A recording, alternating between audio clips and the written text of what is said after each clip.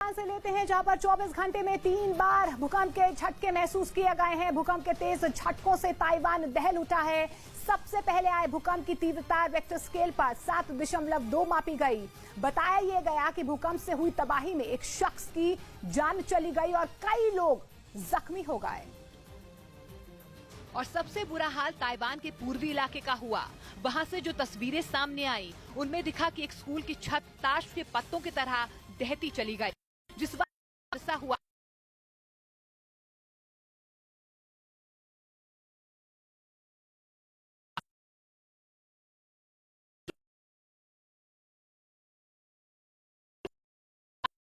हिलती से कोई अपनी पूरी ताकत लगाकर उसे उखाड़ फेंकने की कोशिश कर रहा हो।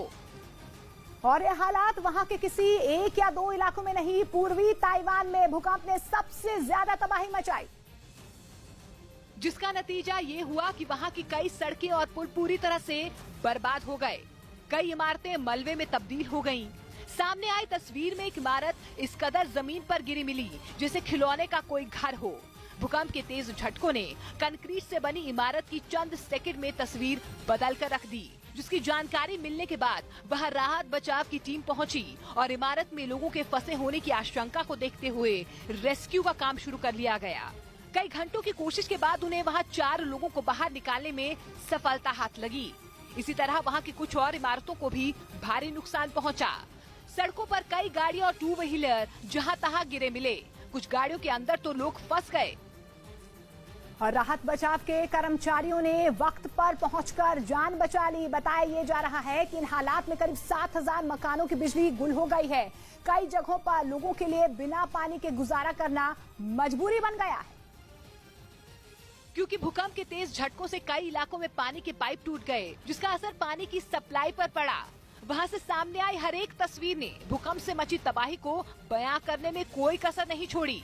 एक ऐसी ही तस्वीर एक इमारत में बने स्विमिंग पूल से सामने आई, जिसमें पूल का पानी समंदर की लहरों की तरह काफी ऊंचाई तक उठता दिखाई दिया।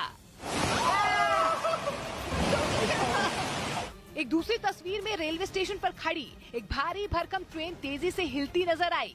यही वजह रही कि ताइवान में भूकंप आने के बाद रेलवे स्टेशन से लेकर मॉल और बाजार तक हड़कंप मच गया। उधर जापान के क्यूशु द्वीप से टकराए बेहद ताकतवर तूफान ने लोगों को हिलाकर रख दिया है। इस तूफान की चपेट में आने से 11 लोगों को चोटें आईं। क्योंकि 3 दिन पहले उठे इस तूफान की ताकत इतनी ज्यादा बढ़ गई थी कि समंदर की लहरों ने भी रौद्र रूप ले लिया।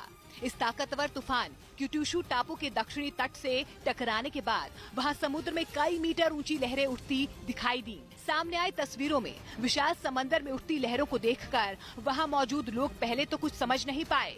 वो ये मंजर देखकर घबरा गए। बताया गया कि इस बेहद ताकतवर तूफान की वजह से समुद्र में करीब 14 मीटर की ऊंचाई तक लहरें उठी। और ये तस्वीरें सबके लिए हैरान करने वाली थी। बताया ये जा रहा है कि क्यूशु द्वीप पर तबाही मचाने के बाद ये तूफान उत्तर पश्चिम की तरफ बढ़ रहा है और जानकारी मिल पा रही है कि उससे पहले जापान के इस द्वीप पर करीब 50 मीटर प्रति सेकंड की रफ्तार से हवाएं भी चली, जिसके कारण लोगों का घरों से निकलना मुश्किल हो गया। सबसे भयावह तस्वीर तो वहां के हवाई अड्डे से सामने आई, जिसमें विमान के चालक दल का एक सदस्य प्लेन के दरवाजे को बंद करने के लिए काफी देर तक जद्दोजहद करता नजर आया।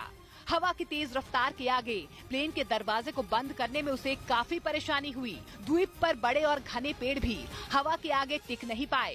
तेज हवाओं के साथ बारिश होने से कई इलाके सुनसान नजर आए। वहाँ सड़कों पर एक शख्स भी नजर नहीं आया। इस ताकतवर तूफान ने लोगों की रोजमर्रा की जिंदगी को अस्त व्यस्त कर दिया। और खबर नवी मुंबई से लेते हैं, जहां पर दुकान के बाहर गाड़ी खड़ी करने को लेकर विवाद हो गया और गाड़ी नहीं हटाने पर मामला इतना बढ़ गया कि कुछ लोगों ने एक आदमी की पिटाई कर दी। मारपीट की पूरी घटना सीसीटीवी में रिकॉर्ड हो गई। वीडियो में दिखा कि स्थानीय नेता रुपेश पाटिल और उसके साथियों ने एक बिजनेसमैन के साथ मारपीट की। ये पूरा विवाद दुकान के बाहर खड़ी गाड़ी को नहीं हटाने पर हुआ। पहले इन लोगों की बिजनेसमैन के साथ बातचीत हुई और इस दौरान विवाद हो गया और फिर जब मामला बढ़ा तो इन लोगों ने बिजनेसमैन की पिटाई शुरू कर दी। बताया गया कि पूरी घटना नवी मुंबई के खारगर इलाके में 14 सितंबर को हुई थी। वीडियो फुटेज के आधार पर पुलिस ने केस दर्ज कर लिया और मामले की जांच में जुट गई। वहीं स्थानीय नेता रुपेश पाटिल शिंदे गुट का नेता बताया जा रहा है।